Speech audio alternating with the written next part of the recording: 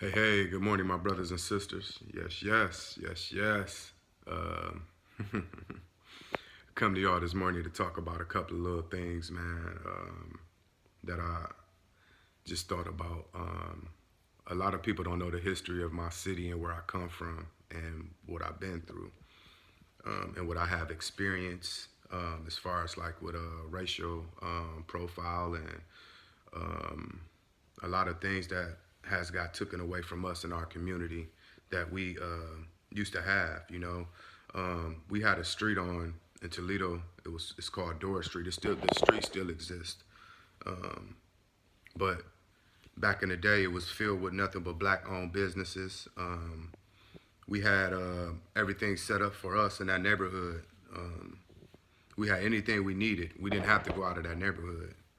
We even had two Black Panther posts in that neighborhood, Black Panther headquarters in that neighborhood. So we was thriving for a minute. 1974 all the way to probably about 78. Um, it was a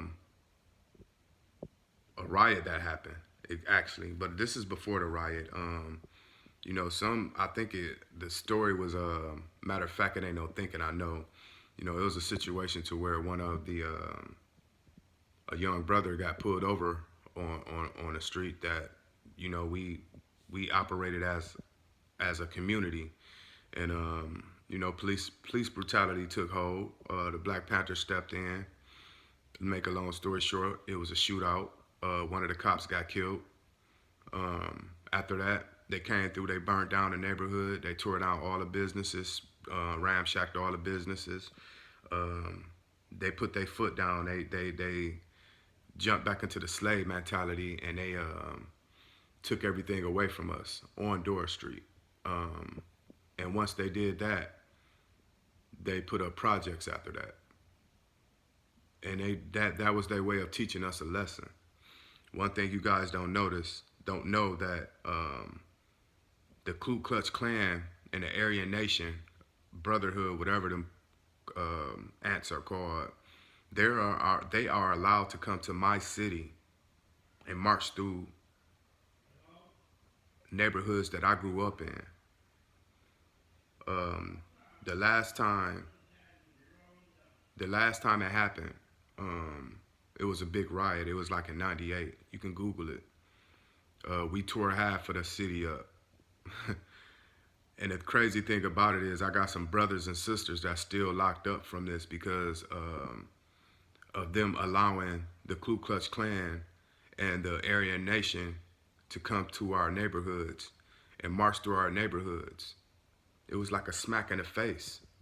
So a bunch of us brothers got together and we did what we had to do. Me personally, I wasn't involved in that. I was around when it happened. I was running the streets, so a lot of street soldiers were involved in it.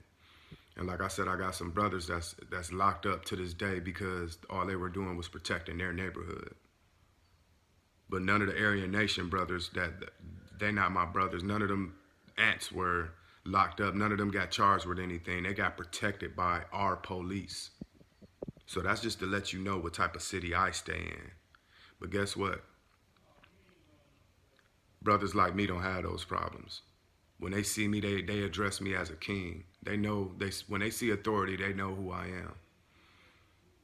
But when it's only a couple of us brothers that have that spunk about theyself, that's not enough where I'm at. And I don't know what city that you guys stay in. I don't know if that's allowed in your city, but in my city, that's allowed. They come probably about every 3 years, and they're allowed to march through our city. So, with that being said, pretty soon they're going to probably be marching through your city, and this is legal. I know you guys probably done seen it happen in other little cities, but it happens more so in smaller cities that I stay in. So, at the end of the day, what I'm telling you is, they don't care nothing about us if they let these people that used to rape our ancestors, our great grannies, and our grandfathers, they that used to terrorize all of our ancestors, all of our peoples. They let those people march through our hood to let us know they still have the power. So guess what we need to do? Maybe we need to get together, put that black glove on, and march through their neighborhoods and let them know that we gonna take our power back. I'm ready to do it. Because if not, we're gonna end up like they are over in Africa right now with the Chinese. We can go over there, we can fight all day. We can help them out all day too as well. But it starts here first. Once they see us unite, Africa will unite. And we can move forward with the plan. But it's time for us to put them black gloves on to get it going, man.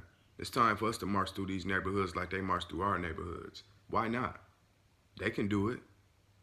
We should be able to do it too.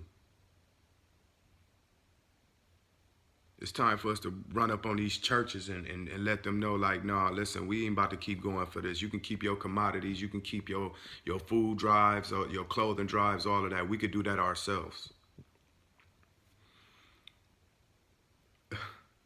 I have a church in my city where I go to. I mean, in the city that I live in. Black church. Missionary Baptist Church, that's the name of it. So if you guys know what a missionary is, that's deep. And it's all filled with black people. Did you guys hear what I said? Missionary Baptist Church. I can ride through a bunch of African neighborhoods in my city, and I can tell you 3 things that's in these neighborhoods: churches, liquor stores, fast food restaurants. So that gives you the vision of what's going on where I stay at. It's probably the same in your neighborhood too. But it's time for us to stand up, y'all. Africa unite. But they're only going to unite if we unite. See, we hold the key to a lot of things and we don't realize that. Bob Marley said he got a whole song called Africa Unite. But like he said, in order for us to move out of mental Babylon, we have to unite over here first and show them how strong we are. Because I don't know if you brothers and sisters know how deeply our brothers and sisters over in Africa hold us up on a pedestal. They look towards us for help. But we can't help them if we're not helping ourselves first, okay? So it starts with us. We got to help each other first. And with that being said, I'm going to leave this video alone. I'll make a part 2 because there's more I want to talk about. But you guys, get your day started. Have a grand day. Like I said, hit that like button and subscribe. I need it. I want to get the word out. And I love y'all. You guys have a good day. Peace.